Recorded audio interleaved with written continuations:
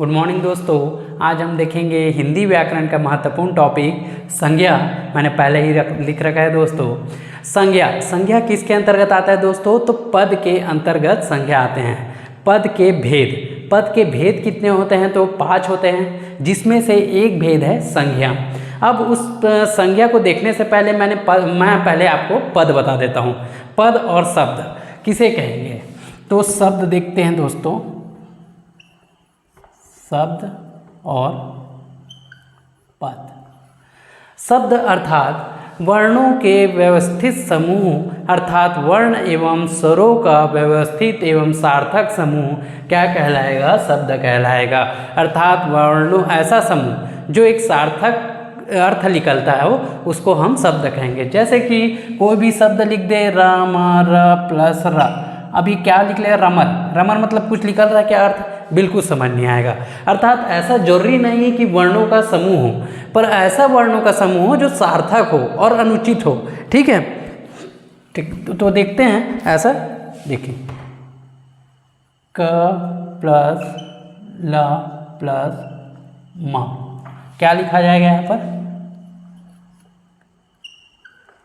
कलम लिखा गया। ये सार्थक है। कलम अर्थात पेन। ठीक है। उसके बाद हम देख लेते हैं यहाँ पास आ की मात्रा प्लस म।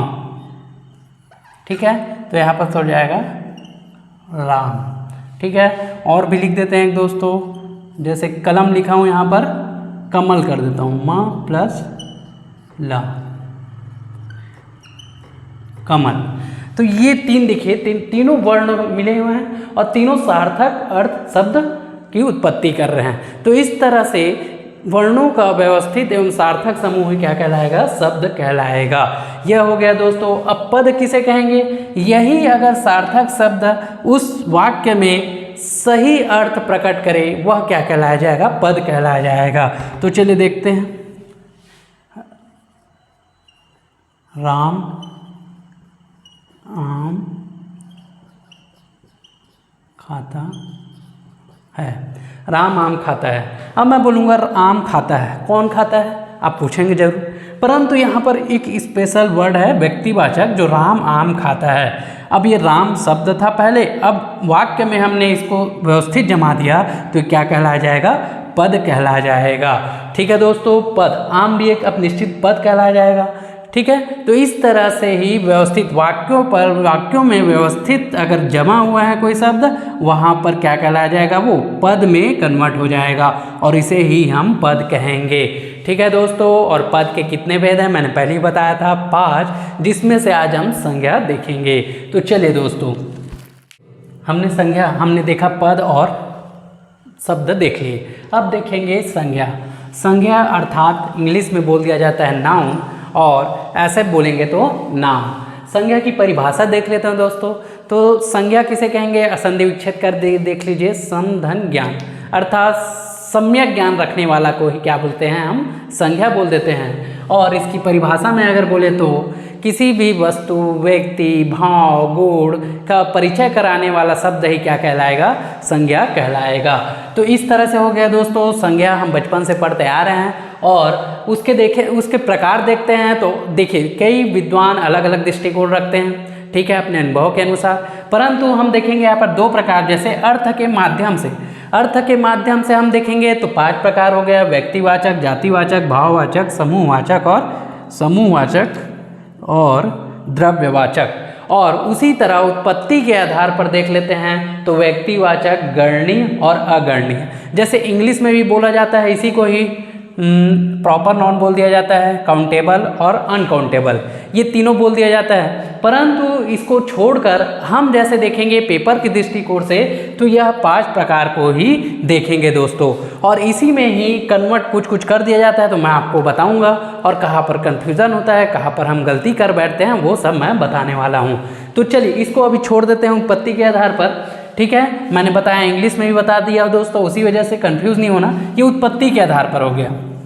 अब हम देखेंगे हम देख रहे थे व्यक्तिवाचक। तो व्यक्तिवाचक किसे कहेंगे दोस्तों कि ऐसा शब्द जो किसी वस्तु, विशेष वस्तु या गुण, उस वस्तु का गुण, उस वस्तु का विशेष स्थान का परिचय कराने वाला शब्द है, क्या कहलाएगा? व्यक्तिवाचक संज्ञा कहलाएगा।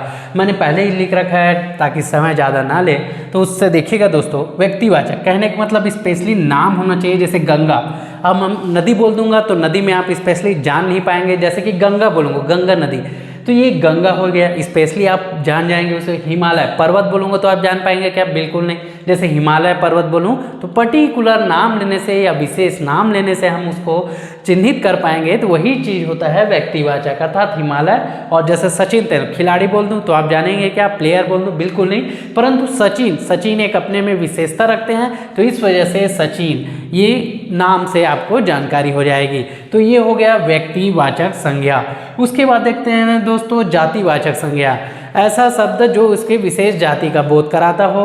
ठीक है दोस्तों, तो जैसे देखिए नदी, अब नदी बोलने से आप बिल्कुल बहुत सारे नदी होते हैं, वो उसकी जाति को बता रहा है। लकड़ी बोल दिया, लकड़ी भी बहुत सारा होता है, सागौन का होता है, पीपरी का होता है, हम और भी होते हैं, आम के लकड़ी हो गए बहुत सारे। तो ये लकड़ी कहने का मतलब एक जाति हो जाता है दोस्तों। और ये देखिए इसमें द्रव्य भी आ जाएगा ये, तो उसको मैं बताऊंगा एक एक करके। पहले हम जाति को देख लेते हैं, नदी, पर्वत, कुर्सी। अब कुर्सी इसलिए बोला गया है जैसे कि कुर्सी बोलने से बहुत सारे चेयर हो जाएंगे, परंतु मैं बोलूँगा नीलकमल का कुर्सी। ठीक है, इस तरह से तो आप समझ जाएंगे। नीलकमल स्पेशली नाम बोलूँगा तो आप समझ जाएंगे, परंतु कुर्सी बोलूँगा तो किस टाइप का कुर्सी, किस टाइप का चेयर, तो आप ये जाति में आ जाएगा दोस्तों। उसके बाद देखेंगे भाववाचक संज्ञा। भाव अर्थात ऐसी शब्द जो किसी की दशा, स्थिति को प्रकट करने वाला हो, वह भाववाचक संज्ञा कहलाएगा। ये जैसे कि मिठास, कड़वाहट, अमीरी, जवानी, गरीबी, ये सब क्या होगा? भाववाचक संज्ञा कहलाएगा। ठीक है दोस्तों, जहाँ भाव, आपका भाव प्रकट हो रहा है, ठीक है दोस्तों, तो ये कहलाएगा भाववाचक। समूहवाचक किसे कहेंगे? अर्थात समूह, जैसे कि हमने देखा सेना। अब सेना, कौन कौन सेना समूह में रहते हैं, तो उसे समूह में लिया गया है सेना को। ठीक है दोस्तों, कक्षा, जैसे एक बैठने वाला को कक्षा नहीं बोल सकते, उसमें बहुत सारे स्टूडेंट होते हैं, तो कक्षा कहलाएगा। सौरमंडल, जैसे मैंने पृथ्वी बोला, पृथ्वी किस में आ जाएगा? व्यक्तिवाचक में आ जाएगा। ग्रह बोलूँ तो किस में आ जाएगा? जातिवाचक में आ जाएगा। परंतु समूहवाचक बोलने से पहले हमें क्या लेना पर? सौरमंडल। सौरमंडल में बहुत सारे ग्रह होते हैं, इस वजह से इसको समूहवाचक में लिया गया है दोस्तों। तो चलिए देखते हैं द्रव्यवाचक, ऐसा शब्द जो कि ऐसा शब्द या ऐसा वस्तु जिसका हम काउंट ना कर सके, केवल क्या किया जा सके? तौल सके। ठीक है, माप या तौल सके, उसे हम द्रव्यवाचक कहेंगे। ठीक है दोस्तों, जैसे सोना हो गया, चांदी हो गया, लकड़ी, तेल, तांबा, यह सब पदार्थ हैं, इसको हम काउंट नहीं कर सकते। क्या कर सकते हैं? केवल तौल सकते हैं, तौल या माप सकते हैं। तो ये सब क्या कहलाएंगे? द्रव्यवाचक कहलाएंगे। तो इस तरह से है दोस्तों। अब जैसे कई विद्वान बोले हैं, जैसे कामता प्रसाद, हमारे कामता प्रसाद जी बोला गया है, के द्वारा बोला गया है, व्यक्तिवाचक को समूहवाचक में जोड़ दिया गया है दोस्तों, और जातिवाचक को द्रव्यवाचक में जोड़ दिया गया है। ठीक है, तो देखिए जातिवाचक इसलिए जोड़ा गया है, समानता, लकड़ी भी एक समान है, लकड़ी, क्योंकि जैसे सागौन का लकड़ू बोलूँ तो सागौन में भी जाति होती है। अब सागौन के विशेष एक पार्ट बनेगा तो वो व्यक्तिवाचक में आएगा, परंतु सागौन की लकड़ी बोल दूँ तो क्या कहलाएगा? जाति कहलाएगा सागौन की लकड़ी। ठीक है ना। ठीक उसी तरह और भी जैसे नदी है, नदी में अब हमने बोल दिया नदी, तो समझ जाए। अब इसको तौल सकते हैं क्या? पानी को बोलूँगा तो तौल सकते हैं क्या? पानी तौल सकते हैं केवल, परंतु काउंट नहीं कर सकते। यही चीज़ है दोस्तों। तो चलिए मैं एक टेबल बना के आपको स्पेशली बता देता हूँ ताकि और स्पष्ट हो जाए। तो मैं बता रहा था आपको एक सिस्टमेटिक टेबल बता के, हमने तो देख लिया जो 5 भेद थे, जो 5 प्रकार है संज्ञा के। अब उसके बाद मैं बता रहा हूँ, देखिए आपको स्पष्ट हो जाएगा। ये व्यक्तिवाचक हो गया, जातिवाचक, समूहवाचक। अब देखिए व्यक्तिवाचक में मैंने सचिन नाम लिखा हुआ है, एक सचिन व्यक्तिवाचक हो गया। अब उसके जाति देखिए, सचिन क्या है? क्रिकेट खेलता है और एक प्लेयर है, तो खिलाड़ी कहलाएगा, जाति खिलाड़ी हो गया। अब उसको हम समूहवाचक में लें तो टीम में बहुत सारे खिलाड़ी होते हैं। ठीक है, तो वो हो गया, क्या हो गया? समूहवाचक। तो देखिए स्पष्ट हो गया, व्यक्तिवाचक, जातिवाचक और समूहवाचक। इस तरह से दोस्तों फिर आगे हम देखते हैं गीता एक धर्म से संबंधित पुस्तक है। अब पुस्तक बोलूँगा तो जाति हो जाएगा, बहुत सारे पुस्तक विभिन्न प्रकार के। अब मैं बोलूँगा भंडार। अब भंडार में तो बहुत सारी पुस्तकें रखे जाएंगे, तो ये हो जाएगा समूहवाचक, समूह में आ जाएगा। ठीक है दोस्तों। उसी तरह मैंने अभी बताया था पृथ्वी। पृथ्वी एक व्यक्तिवाचक में आ जाएगा, नाम है स्पेशली जिस ग्रह में हम रहते हैं पृथ्वी में। ठीक है।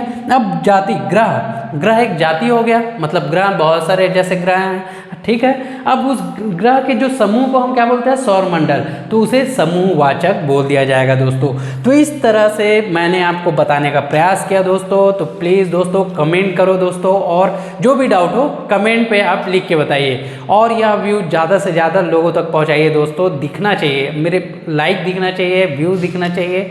तो प्लीज़ दोस्तों अधिक से अधिक शेयर कीजिए। तो आज यही तक रखता हूँ, कल हम देखेंगे सर्वनाम। अधिक से अधिक शेयर किया करो दोस्तों, ताकि अन्य स्टूडेंट को भी लाभ हो सके। ठीक है। तो आज यही तक रखता हूँ। जय भारत, जय छत्तीसगढ़, जय हिंद।